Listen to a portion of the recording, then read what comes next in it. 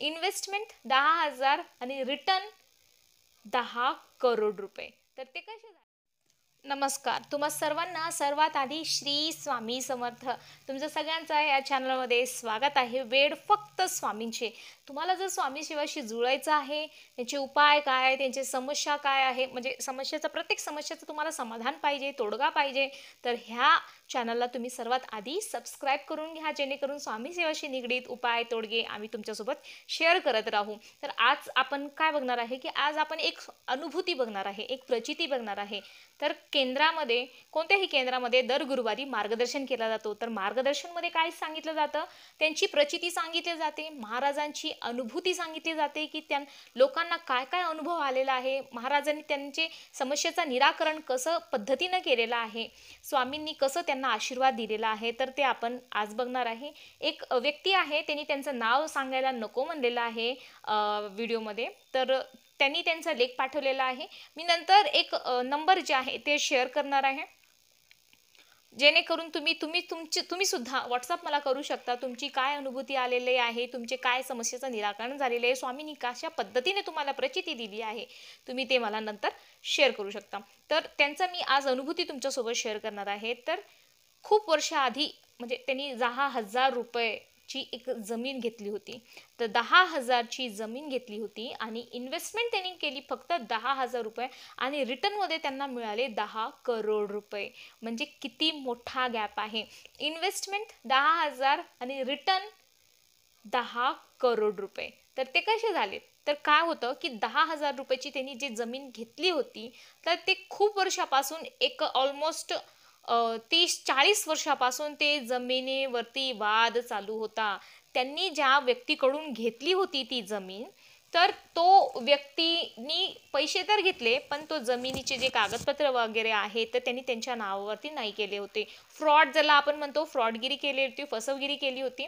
आणि अक्षरशः आता त्यांच्या उतारवयामध्ये, म्हणजे खूप एजेड झाले ते, म्हणजे ऑलमोस्ट 40-50 वर्षाच्या नंतर त्यांना प्रॉपर्टी भेटत असेल, तर म्हणजे किती मोठी गोष्ट आहे असं. आणि एवढ्या वर्षानंतर स्वतः आता प्रॉब्लेम जे आहे तो सॉर्ट आउट झालेला आहे आणि त्या व्यक्ती स्वतःही म्हणतो, की तुम्ही या आणि तुमचे पेपर घेऊन जावा. आणि तेव्हा त्यांनी म्हणजे पेपर वगैरे घेतलं, जमीन स्वतःच्या नावावर करून घेतली, सगळं मॅटर हे झालं. आणि किंमत पण तीच, म्हणजे आधी त्यांनी जे 10,000 रुपये दिली होती तेच किंमत होती. त्याच्यानंतर त्यांनी एकही रुपये घेतलेला नाहीये. आणि आत्ताच्या रेटमध्ये, आत्ताच्या मार्केटमध्ये त्याची जी किंमत आहे ते 10 करोड रुपयाची किंमत आहे. म्हणजे कुठं ना कुठं त्यांनी जे 10,000 रुपये इन्व्हेस्ट केली होती, त्यांचं सकट व्याज तर एवढं भेटणार आहे, ह्याच्यापेक्षा खूप खूप खूप जास्त पटीने भेटलेलं आहे. आणि एक मिडल क्लास लोकांसाठी 10 करोड रुपये म्हणजे ही एक साधी गोष्ट नाही आहे, खूप मोठी गोष्ट आहे. आणि तेही कधी ना कधी शेवटी, म्हणजे कुठं ना कुठं त्यांना ती रक्कम मिळाली, हे सर्वात महत्त्वाचं आहे. आणि हां, 40-50 वर्ष आधी 10,000ची किंमत ही मे बी तेवढी असेल, पण 10 करोड आजची जेवढी आहे तेवढे तर नसेल मला असं वाटतं. तर कुठं ना कुठं का असं घडलं, एवढ्या वर्षानंतर स्वतः व्यक्ती बोलवतो, की नाही या आणि तुम्ही तुमची घराची जी पेपर आहे ते तुम्ही घेऊन जावा. म्हणजे स्वामींची जोपर्यंत किमया होत नाही, त्यांचा जोपर्यंत आशीर्वाद तुम्हाला भेटत नाही, तोपर्यंत असे चमत्कार घडतील का? तुम्ही सांगा बरं. नाही घडणार. जोपर्यंत त्यांचा आशीर्वाद आपल्याला भेटणार नाही, त्यांचा जे अशा प्रकारचे चमत्कार नाही होऊ शकणार. हा चमत्कारच आहे. 40-50 वर्षानंतर जर समोरचा माणूस तुम्हाला प्रॉपर्टी देत आहे, की नाही तुम्ही येऊन घेऊन जावा त्याच रकमेमध्ये, एक पैसा सुद्धा मागत नाही, म्हणजे हा खूप खूप खूप मोठी गोष्ट आहे.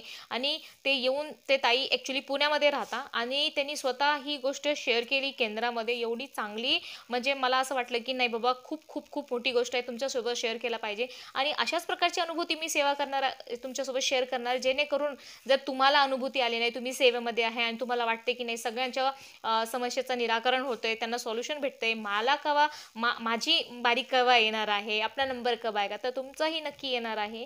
फक्त श्रद्धा ठेवा आणि स्वामी सेवा चालू राहू द्या. मनात थोडंसुद्धा डाऊट येऊ देऊ नका, कारण वेळोवेळी स्वामी कधी तुमची परीक्षा घेतील तुम्हाला काही म्हणजे ते सांगता येणार नाही.